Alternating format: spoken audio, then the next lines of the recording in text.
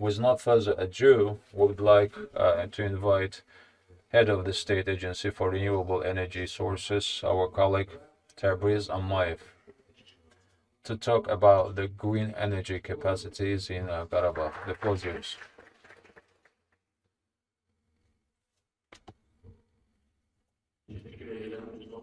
Thank you, dear moderator. Thank you, Mr. Hajiev.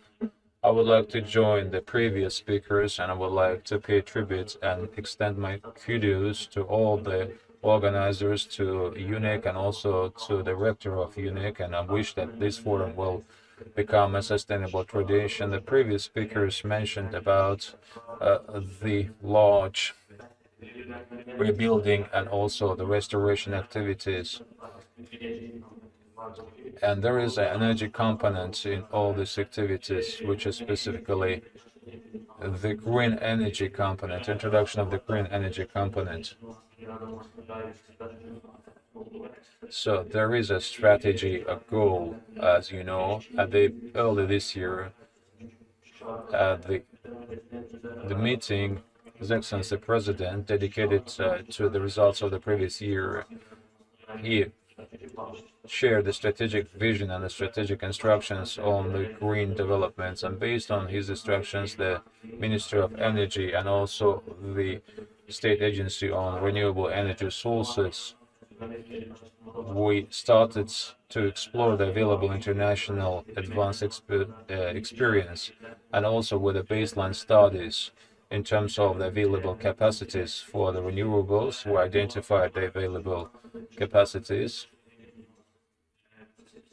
and with purpose of the green energy zone concept development, we use the TEPSCO as the consultancy agency, and upon the receival of the feedback from the relevant agencies, we presented the updated version to the government. This concept of green zones implies the use of the green energy, and together with the consultancy firm, we explore the available advanced practices with carbon neutral and also the green energy targets, and also the legislative and the regulatory framework, and also the business interventions in terms of the efficiency and effectiveness. And within that concept, we developed the concept paper on the green zone, which is the use of the renewables as maximum as possible for the power generation, and also having the environmentally friendly and ecologically clean value chain production, including the building the capacity for the renewables based on international experience.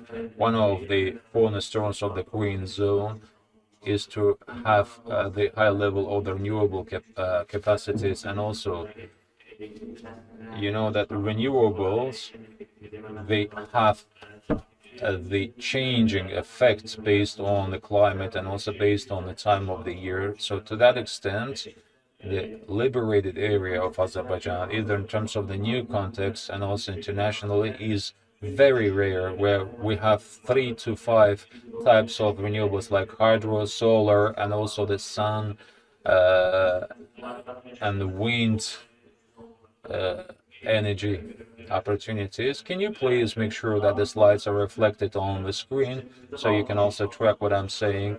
And we are happy to know that we have high hydro, wind, and also the solar energy potential. Now, Minister Babayev already talked extensively in terms of the water reserves, and 40% of the domestic water resources provided by Tartar Çay, Hakkari Çay.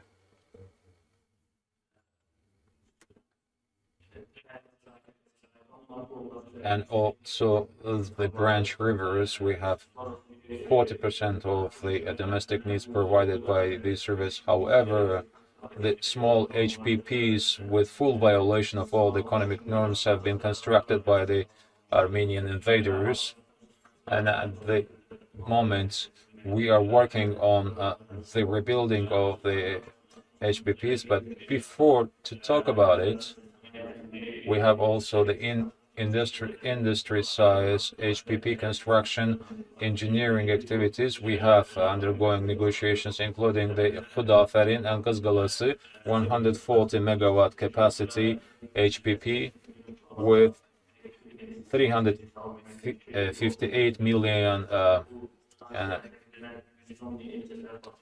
electric hours, which will per year, which will provide 110 households with electricity over the year. And also, with purpose to provide the clean energy, we have launched a number of the projects, and they yielded the results. And upon the end of the military operations, Gulabird HPP was put into operation, and around 7,000 households now will be provided with the electricity based on the clean energy, based on the renewables. And a couple of months ago, Sugovushan 1 and Sugovushan 2 HPPs were relaunched, and at the moment in Kalbajar, we will have the Kalbajar small HPP commissioned. Now, talking about the hydro energy potential, this potential, together with other renewables, will provide more sustainable effects. And let me particularly underline, we have also high solar energy capacity, and based on the initial and also the greenfield studies, the solar capacity of these areas is top second after the Nakhchivan Autonomous Republic in terms of the commercially feasible projects. The baseline studies show that we can have 7,200 megawatts of the solar energy in cumulative terms.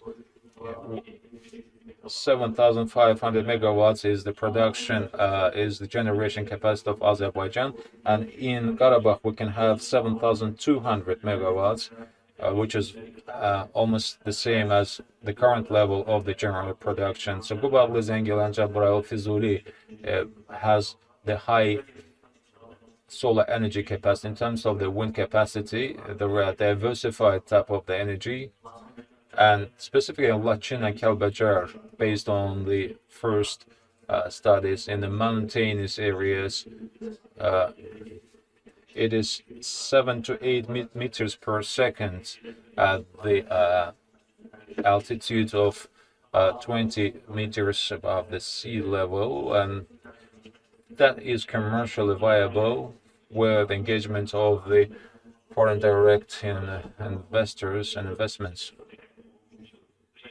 And in the meantime, a couple of months ago,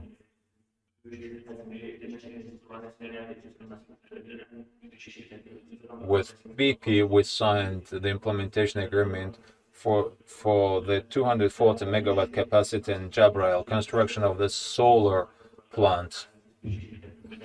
And we're talking about the BP, the company BP. And based on international norms, that means 200 million USD for the investment, which is the sign in terms of the peace and also peaceful development opportunities. The fact that the BP invests so much money, and 500 million kilowatt hours of the electricity will be generated, and based on the average terms, that means 150,000, 160,000 households provided with the annual electricity needs. And at the moment, we are undertaking the feasibility studies. And allow me also mention that when we say green electricity zone, this is not only about meeting the electricity demands by the renewables, it is also about the other value chain components in terms of introduction of the energy efficiency techniques based on the energy supply scenario, and also based on the climate conditions. Various modalities can be used, like the solar collectors on the roof of the houses, or using the HPPs, hydropower plants, or using the solar panels for heating purposes, for electricity supply purposes, like promotion of use of the electric cars, electric vehicles can be piloted, for instance, in the public transportation and then gradually in the private transportation as well. The street lighting, the roads and the motorway lighting, having the LED bulbs, LED lamps can also lead us towards the energy efficiency, energy saving, which is somewhat at the level of 0%. And by this, we can ensure sustainable use of the energy sources. Additionally, as we gradually restore economic operations, as we restore the agriculture, we can also use the waste, generated waste, for the electricity, for the power generation purposes. So the green energy zone is not only about the efficiency of the energy, this is also about the employment and the economic activeness. So the demand that will be formed and shaped based on the portal theory will trigger the opportunities for the residential purposes and also for the production, like SME development for the solar panel development or the solar panel assembly or the maintenance activities. So that will positively affect the employment, and it will also boost the need and demand for the electric engineers and electric fitters and other professions. So that will also positively impact the restoration of the labor markets and employment. So we are planning to engage strongly the private sector in all these developments. So by engaging the private sector and through the projects that are aiming on the use of the renewable sources of energy for the production of power, we are going to closely work within the framework of the public-private partnership. And based on the approval of the concept, we will work on the development of the master plan.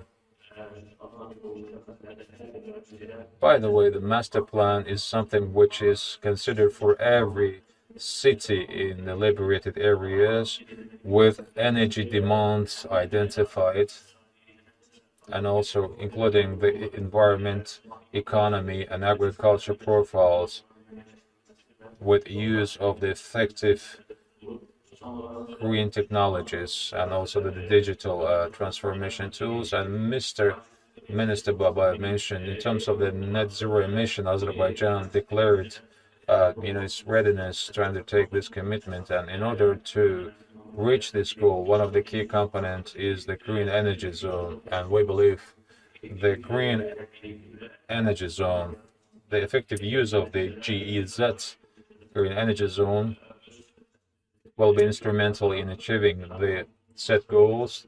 Of course, the carbon sequestration, carbon capturing technologies will also contribute to this end. So that's pretty much all, and thank you for your attention, and particularly dear speakers.